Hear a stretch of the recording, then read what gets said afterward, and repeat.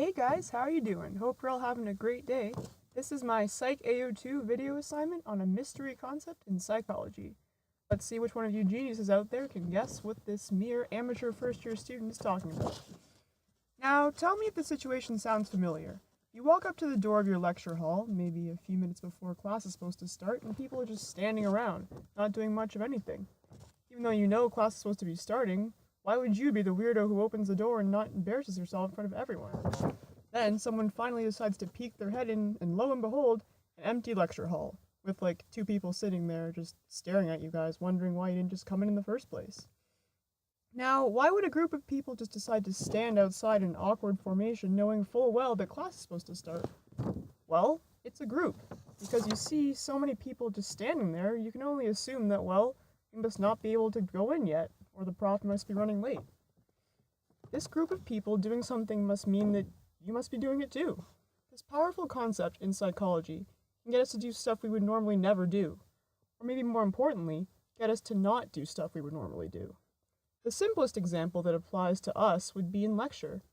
In high school, you could have been the kid that raised his hand the most and answered all of the questions. Why? Because you were in a smaller group of people.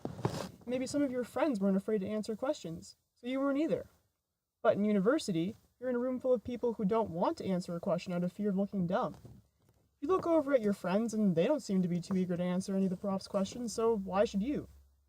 If you do, you're just going to end up looking like the annoying know-it-all or the prof's pet.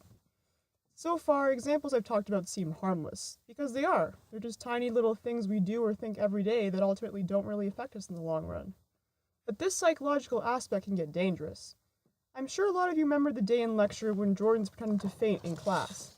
As soon as I processed what we thought was all happening, I stayed glued to my chair. I didn't do anything, and if you asked me what I was thinking at the time, I honestly couldn't tell you.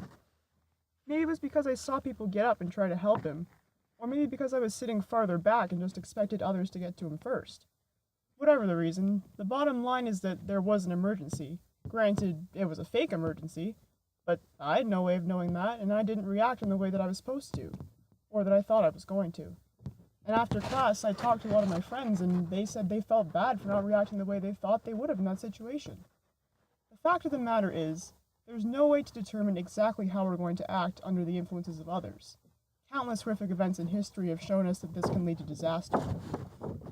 Ultimately, it's up to us to decide how we're going to act in these situations. Be your own person. Don't follow the crowd just because it seems like the right thing to do. So, thank you so much for watching and listening. And can you guess what my psychological phenomenon is?